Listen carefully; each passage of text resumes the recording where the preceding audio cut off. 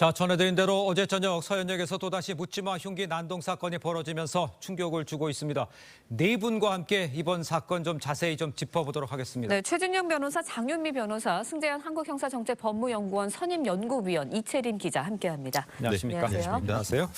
자, 먼저 많은 분들이 아마 많이 놀라셨을 거예요. 우선 어젯밤 서현역 상황을 시간대별로 이채림 기자 좀 간단히 좀 먼저 정리를 좀 해보죠. 네, 먼저 시간 순서대로 설명을 드리면요. 네. 이 남성 먼저 경찰을 끌고 들어와서 쇼핑몰 입구에 있는 인도로 돌진해서 행인 5명을 치웠습니다.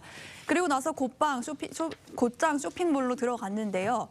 1층과 2층을 오가면서 흉기로 9명을 찔렀습니다. 112 상황실에 누군가 쇼핑몰 안에서 흉기를 들고 난동을 부린다는 신고가 접수된 게 오후 5시 59분쯤이고요. 네. 이 남성이 검거된 게 6시 5분쯤입니다. 그러니까 6분 사이에 범행을 한 건데 이 사이에 112 상황실에 접수된 신고만 90건이 넘는다고 합니다. 피해자 14명 가운데 중상자가 12명인데요. 특히 차에 치인 2명이 상황이 좋지 않은 것으로 알려졌습니다. 그렇군요. 네, 신림역 사건이 일어난 지 2주도 안 돼서 2주도 안 돼서 또다시 불특정 다수를 상대로 한 묻지마 범죄가 발생을 했습니다.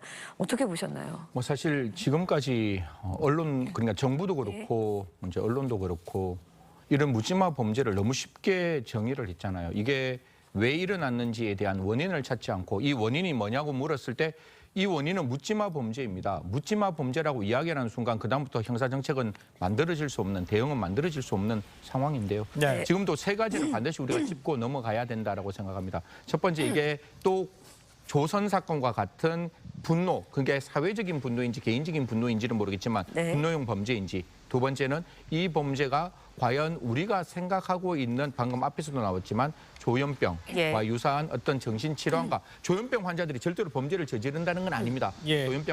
조현병인데 뭐 치료를 받지 않는 과정에서 그 증상이 강화돼서 예. 범죄가 발생했는지 마지막에는 모방 범죄가 되었는지 모방 범죄라는 혐의는 약간 보여요. 마스크도 쓰고 예. 이렇게 선글라스 꼭 쓰고 후드티를 입었다는 거는 범죄가 발견되는 걸 원치 않았다라는 측면도 보이기 때문에 네. 이런 세 가지를 다 열어놓고 경기남부청에서는 반드시 수사를 해야 된다는 말씀드리겠습니다. 알겠습니다. 승재현 위원도 막 끝에 좀 언급을 해주셨습니다만 신림동 사건이 발생한 지 13일 만에 이 닮은 꼴 사건이 벌어진 겁니다. 그렇기 때문에 이제 혹시 모방 범죄가 아니냐 이렇게 생각할 수도 있거든요. 최준영 변호사께서 어떻게 생각하세요? 그렇습니다. 저는 이것을 1991년에 있었던 여의도 차량 질주 사건과 최근에 있었던 신림역 그 묻지마 살인 사건의 결합 범죄다 이렇게 말씀드리고 싶은데요. 네.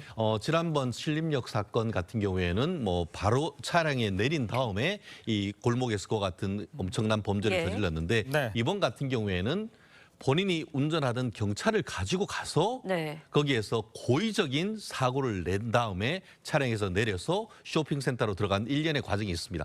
이것은 마치 어떤 영화를 하나 어떤 촬영하는 듯한 그런 모습을 보이는 것 같은데요. 네. 말씀드린 것처럼 상당히 고의적이고 계획적인 범죄다라고 밖에 볼 수 없는 것 같습니다.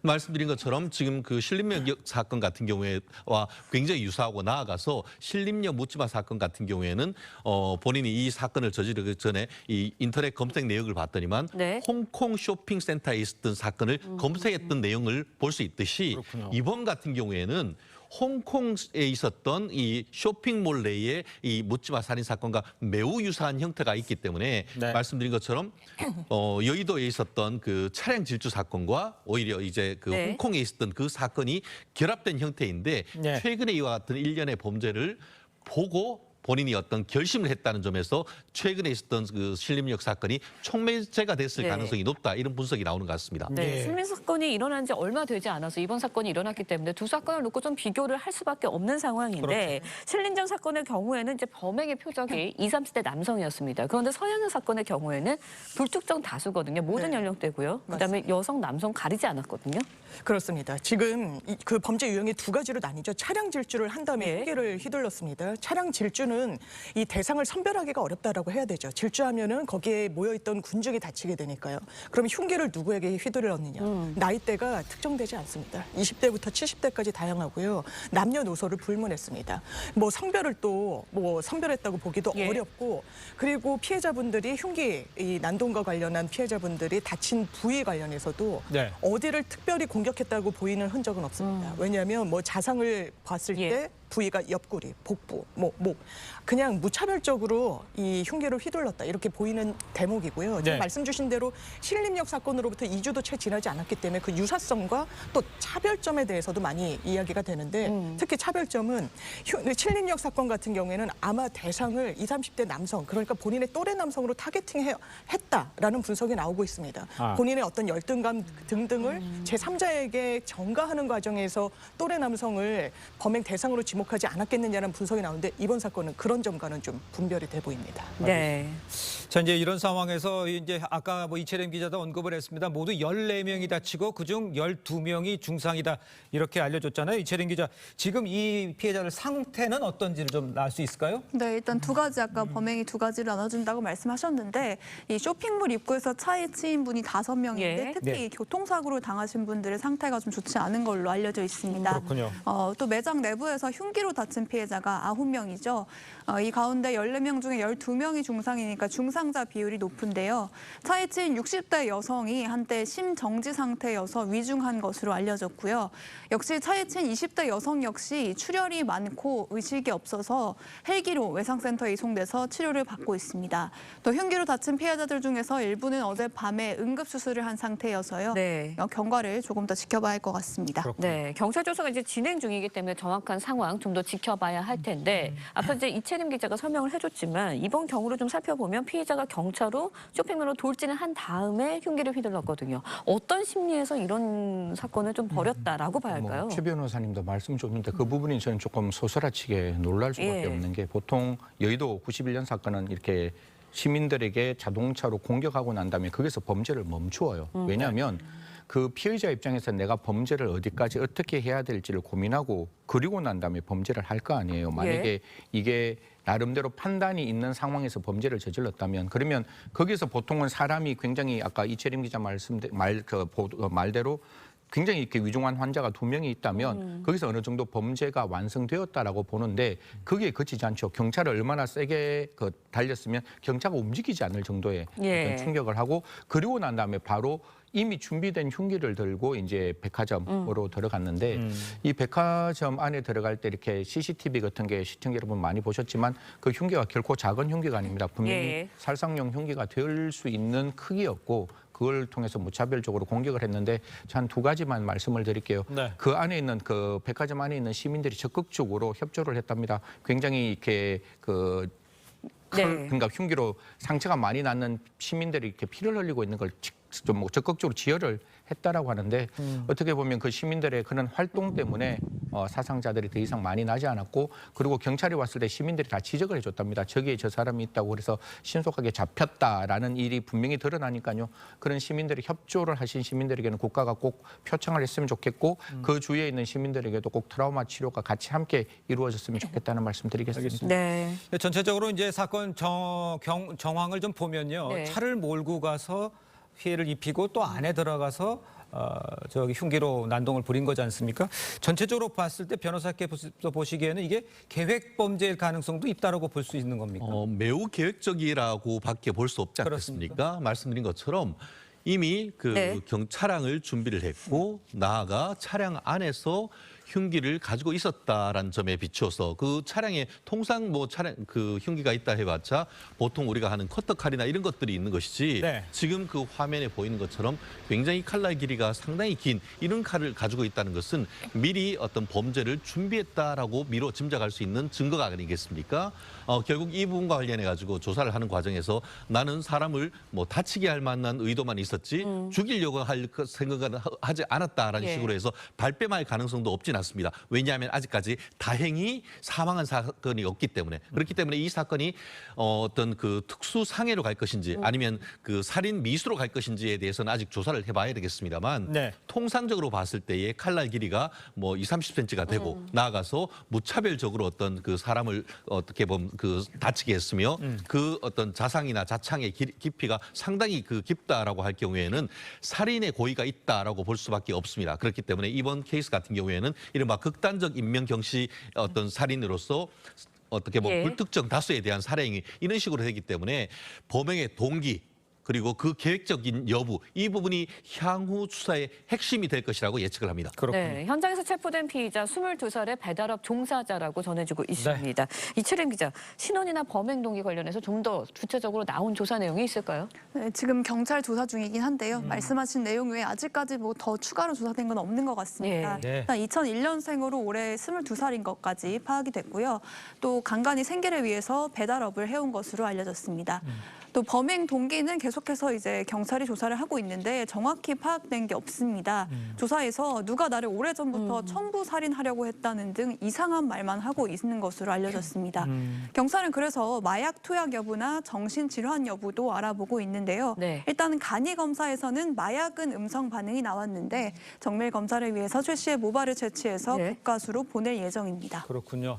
자, 그런데 지금 피의자가요, 경찰 조사에서 이 불쌍의 집단의 자신이 이제 청부살인하려 한다 이렇게 주장을 했고 또 자신이 피해망상을 겪고 있다 이렇게 네. 호소한 것으로 전해지고 있습니다. 장민 변호사님, 만약에 이게 사실이라면 어떤 뭐 참작의 대상이 되는 겁니까? 어떻게 봐야 됩니까? 그럴 이건? 수 있죠. 그럴 수 그래서 있습니까? 예, 의도적인 발언인지 아니면 실질적인지. 왜냐하면 정말 치밀한 계획을 세워서 고의를 갖고 범행에 이른 경우와 본인의 어떤 정신 상태를 제대로 통제하지 못해서 범행에 이른 경우는 법적 평가가 또 갈라질 수밖에 없습니다. 네. 그래서 이 신림역 사건 같은 경우에도 본인이 처음에는 펜타닐을 복용했다. 예. 제정신이 아닌 상태에서 범행에 이르렀다 했지만 사실이 아닌 것 같다는 보도가 나오고 있죠. 뭐 간이 검사 등등을 통해서 마약 검출이 되지도 않았으니까요. 이런 부분은 심신미약 내지는 상실 상태에서 내가 범행에 이르렀으니 참작할 만한 사정이 있다라는 주장을 위한 것일 수도 있기 때문에 정신 감정을 또 수사기관이나 사법 그 재판에 넘겨지면 그 과정 중에서 할 수가 있고요. 네. 또 이 부분과 관련해서도 본인이 주장한다라고 해서 그냥 받아들여주는 게 아닙니다. 왜냐하면 정말이라면 과거의 치료 내역, 처방 네. 내역이 남아있을 것인데 그 부분에 대한 수사도 필요해 보입니다. 네, 피해망상을 호소하고 있다라고 하는데 그렇다면은 감형도 가능할까요? 만약에 사실이라면? 결국 말씀드린 것처럼 완전히 그 어떤 정신적 상태가 있는 상태에서 본인이 책임 없는 상황에서 했다고 한다고 하면은 말씀하신 것처럼 형법상의 어떤 그 감경 사유가 될 수도 있습니다. 그렇기 때문에 어떤 지금 말씀하신 것처럼 뭐 조현병이니 예. 아니면 어떤 그 마약이나 약물에 취한 상태였는지 이 부분을 확인할 필요가 없지는 않은데요. 그럼에도 불구하고 지금 현재의 대법원 양형 기준을 보면은 가중 사유와 감경 사유가 다 있습니다. 예컨대 이제 어떤 극단적 인명경시 살인이고 또 흉기를 비롯해서 어떤 범행 방법이 매우 어떻게 보면 나쁘고 피해 상황이 어떤 엄중하다 할 경우에는 설령 일정 부분의 어떤 심신미약이라든가 어떤 감경 사유가 있다 하더라도 가중 사유가 훨씬 더 많기 때문에 감경 사유가 최종적으로 양형에 반영될 가능성은 그리 크지 않은데요. 네. 다만 그럼에도 불구하고 본인이 책임이 없는 어떤 특별한 어떤 정신 상황에 어떤 상황이 있다라고 그 부분이 확인될 경우에는 예. 감경될 가능성이 없지는 않습니다. 그렇기 때문에 이 부분에 있어서의 어떤 정신병적 어떤 그 전력이라든가 네. 예. 어떤 그 당시에 어떤 그 정신적 상황이 있었는지에 대한 의사들의 어떤 감정 이런 예. 부분은 앞으로도 어떤 중요한 부분이 될 가능성이 크다고 봅니다. 한 가지만 예. 말씀을 드릴게요. 지금 이제 시청자 여러분께서는 굉장히 좀 이렇게 답답하실 거예요. 정말 이 사람이 정신질환이 있고 정말 이 사람이 그것 때문에 사리 분별력이 없는 상황에서 범죄를 저질렀으면 이 사람한테는 형벌을 부과할 수 예. 없는 거 아니야? 그러면 이게 도대체 무슨 일이야? 이게 말이 돼? 라고 생각하시는데 정말로 이렇게 정신질병이 있어서 사리 분별력이 없다라고 본다면 예. 우리는 형벌을 과할 수 없지만 보호 감호를 분명히 할 수 있습니다. 네. 치료 감호를 통해서 이 사람이 분명히 사회적으로 위험한 상황이니까요. 예. 치료 보호 시설에서 이 사람을 치료받도록 만들 수 있습니다. 그렇기 때문에 이게 형벌이 부과될 수 없는 것이지 반드시 이 사람은 사회에 격리될 수 있는 가능성이 열려 있다는 말씀까지 함께 드리겠습니다. 알겠습니다. 네. 저희가 토크를 계속 이어가고요. 먼저 네. 자 리포트를 좀 한번 다시 보도록 하겠습니다. 어제 저녁 이제 경기도 분당의 한 백화점에서 불특정 다수를 대상으로 한 이 흉기 난동 사건 발생을 했습니다. 네, 피의자 현장에서 곧바로 붙잡혔는데 14명이 다쳐 병원으로 옮겨졌고 이 가운데 12명이 중상을 입었습니다. 이채림 기자의 보도입니다. 검은 후드티를 입고 선글라스를 쓴 남성이 흉기를 든 채 백화점 안에 있는 시민들을 쫓아 뛰어갑니다. 앞서가던 여성이 방향을 틀자 옆에 있던 남성을 뒤쫓습니다. 어제 저녁 6시쯤 경기 분당구 서현역의 한 백화점에서 22살 최 모 씨가 시민들을 향해 흉기를 휘두르는 모습입니다. A씨의 차량은 인도위에 있는 행인들을 향해 돌진한 뒤 바로 뒤에 있는 이곳 쇼핑몰로 들어가 범행을 이어갔습니다. 인근을 지나가던 5명이 최 씨의 차에 치였고 9명은 흉기에 찔려 병원으로 옮겨졌습니다. 쇼핑몰 1층과 2층을 오가며 흉기를 휘두른 최 씨의 범행 시간은 단 6분. 그동안 112 상황실에는 90건이 넘는 신고가 접수됐습니다. 머리 다 하고 내려가시다가 갑자기 막 뛰어 올라오시더라고요. 너무 그렇게 올라오고. 최 씨는 모자를 벗고 현장을 빠져나가다 경찰에 붙잡혔습니다. 경찰은 최 씨가 마약을 했을 가능성을 염두에 두고 간이 검사를 진행했지만 음성이 나온 것으로 알려졌습니다. 경찰은 정밀 감정을 위해 최 씨의 모발을 채취해 국립과학수사연구원에 감정을 의뢰하는 한편 최 씨의 정신병력 등을 확인하고 있습니다. TV조선 이채리입니다. 자, 그런데 이제 인명 피해가 커진 이유, 먼저 범행의 시민들이 많이 붐비는 퇴근 시간에 벌어졌다는 점을 들 수가 있겠습니다. 네, 분당 경찰서에 나가 있는 또 서현역 이제 유동 인구가 많고 만남의 장소로 애용대와 피해 규모를 키워왔습니다. 계속해서 성민혁 기자의 보도입니다. 피의자 최모 씨가 차량을 몰고 덮친 곳은 분당 서현역 근처 마을버스 정류장입니다. 퇴근 시간인 오후 5시 55분이라 많은 시민이 버스를 기다리던 때였습니다. 이후 최 씨는 지하철역이 있는 쇼핑몰 안으로 들어갔는데 이곳 역시 만남의 광장으로 불릴 만큼 인파가 몰립니다. 서현역은 분당에서 가장 유동인구가 많은 곳으로 하루 지하철 이용객만 6만 명이 넘습니다. 버스와 자가용 이용자까지 합치면 하루 17만 명이 오가는 것으로 추정됩니다. 사람들이 가장 많이 다닐 시간대와 장소를 노린 셈입니다. 이번 묻지마 범죄에 당한 피해자는 모두 14명. 최 씨가 운전한 차량에 부딪힌 5명이 다쳤고 이 가운데 4명이 중상입니다. 60대 여성이 심정지 상태로 병원에 옮겨졌고 20대 여성은 피를 많이 흘려 헬기를 타고 외상센터로 옮겨졌습니다. 이어진 흉기 난동으론 9명이 피해를 입었는데 8명이 크게 다쳤습니다.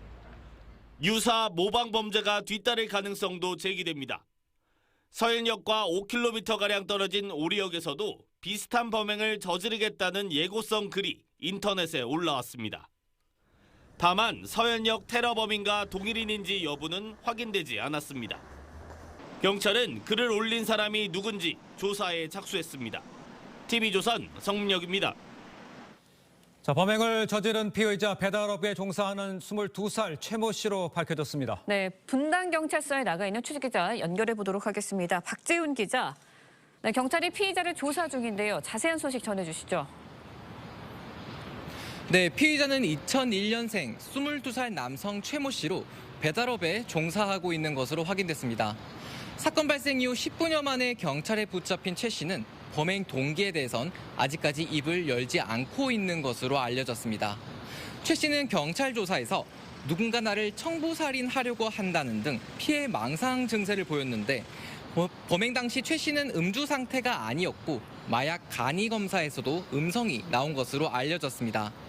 경기 남부경찰청은 사건 관할 지역인 분당경찰서 서장을 팀장으로 하는 63명 규모의 수사 전담팀을 꾸렸습니다. 경찰은 최 씨에 대한 구속영장을 신청하는 한편 조사에서 횡설수설하고 있는 점 등을 감안해 조현병을 비롯한 정신병력을 확인할 예정입니다. 앞서 신림역에서 흉기 난동을 벌인 조선의 신상이 검거 닷새 만에 공개됐던 것처럼 최 씨의 신상 역시 공개될 가능성이 높다는 전망이 나옵니다. 지금까지 분당경찰서에서 TV조선 박재훈입니다.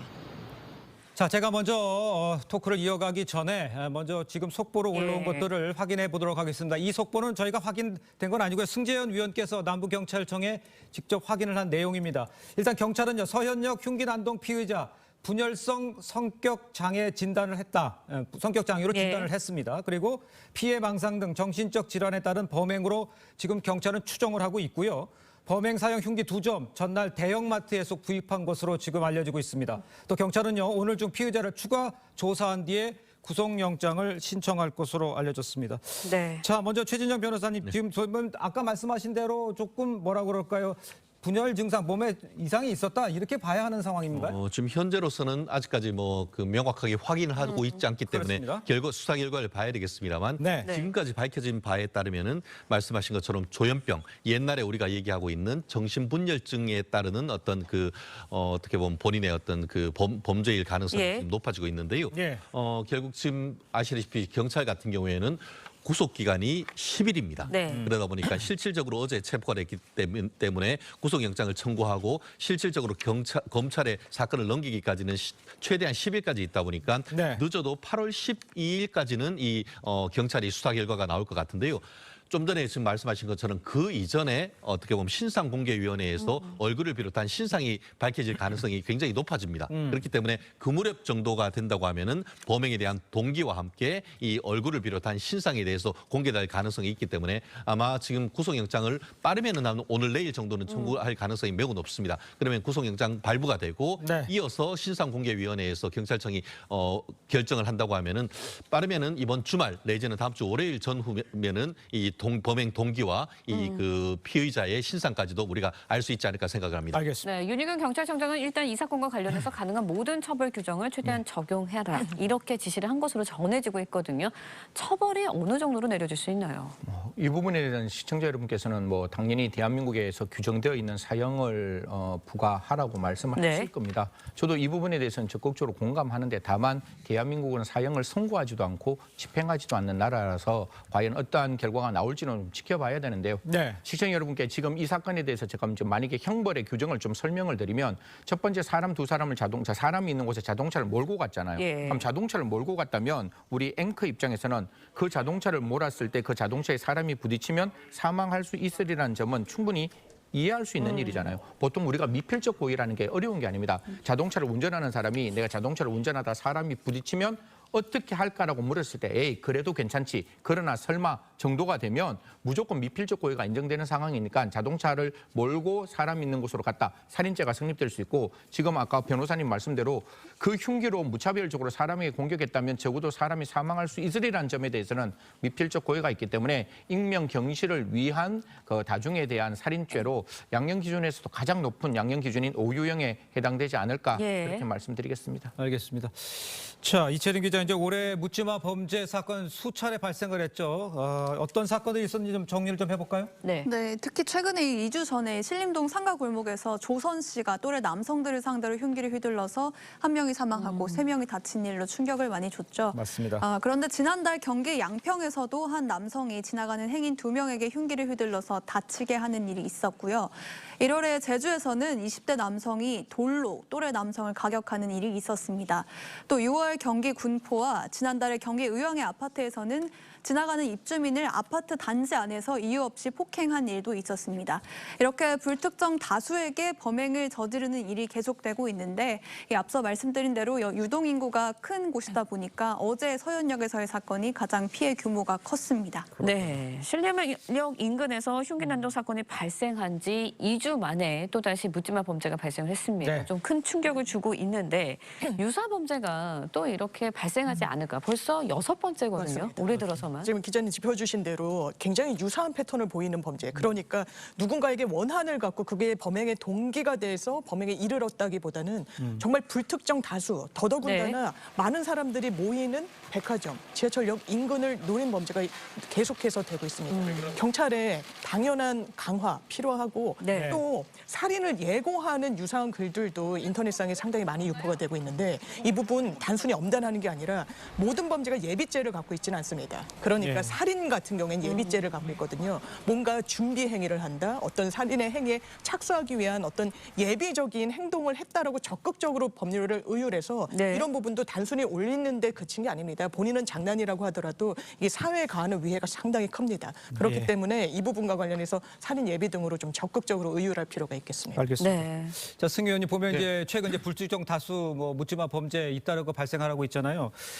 원인은 어디서라고 분석을 하십니까? 제가 그냥 시청자 여러분과 이제 앵커 분께 말씀드리고 싶은 건 미국에서 외로운 늑대가 예. 미국 사회에서 굉장히 위험했던 적이 맞아요. 있습니다. 2010년에 CIA 국장이 미국 사회에서 가장 위험한 사람은 이러한 외로운 늑대라고 이야기를 하자 미 연방 법무부가 갑자기 생각을 어떻게 바꿨는가 하면 우리가 가용할 수 있는 모든 인력과 모든 예산을 동원해서 그 당시에 일어났던 묻지마 범죄 124건에 대한 전수조사가 들어갑니다. 왜냐하면 이 사건들을 전수조사해야지 이 외로운 늑대의 특징을 알 수가 있는 거잖아요. 예. 그 특징을 알아야 그 특징에 맞는 형사정책이 대응이 나올 수 있는데 지금까지 우리나라에서는 한 20년 동안 너무 쉽게 이 위험한 범죄에 대해서 답을 달았어요. 네. 묻지마 범죄라고. 묻지마 범죄라고 이야기하면 원인이 없는 거 아닙니까? 그리고 이 묻지마 범죄에 대한 범죄의 원인을 하도 국민들이 예. 물어보니까 예. 이게 사이코패스라는 성격 장애가 이 범죄의 원인이다라고 말하는 순간 예. 사실 형사정책은 하늘 위로 고이 접어 날아갈 수밖에 없는 상황이었으니까요. 지금이라도 저는 좀 이렇게 대한민국이 가용할 수 있는 모든 인력과 예산을 들여서 제발 좀 이런 묻지마 범죄에 대한 기본적인 특징을 좀 살폈으면 좋겠다. 우리는 그냥 연역적으로 사고를 해요. 이 사람이 분노 때문에 범죄를 저질렀고 모방 범죄 때문에 범죄를 저질렀고 예. 그다음에 어떤 특정 정신 질병 때문에 예. 범죄를 저질렀다. 이렇게 이야기하는데 미국에서 그런 이야기하면 이게 과연 검증됐느냐라고 저한테 바로 물어봅니다. 이건 경험적 조사가 필요하기 때문에 우리가 이야기하고 있는 분노와 우리가 이야기하고 있는 모방과 우리가 이야기하고 있는 정신질환에 문제가 있다면 그 사람들을 제대로 분석해서 그 원인을 좀 찾고 그 예. 원인에 대한 미시적이고 구체적이고 실효적이고 효과적인 정책을 만들어야 할 때다라는 말씀드리겠습니다. 알겠습니다. 네. 정책적으로는 이제 정부가 해서 만들 것 같지만 지금 이 묻지마 범죄에 대해서는 일반인들은 그냥 무방비로 노출돼 있는 상태잖아요. 이런 게 만약에 맞닥뜨렸을 때 그러면 우리들은 어떻게 대처해야 되는 이런 걸 좀 연구를 좀 해봐야 될 것 같아요. 사실 이 부분과 관련해서 마치 우리는 영화와 현실은 상당히 다르다라는 것을 인식해야 한다는 것이 전문가들의 조언인 것 같습니다. 네. 영화 같은 경우에는 뭐 적극적으로 어떻게 보면 뭐 대응을 하고 제압을 한다라고 하지만 현실적으로 그와 같은 것은 이루어질 수 없는 것이라고 합니다. 예. 결국 이와 같은 상황 속에서는 최대한 빨리 그 현장을 벗어나는 것.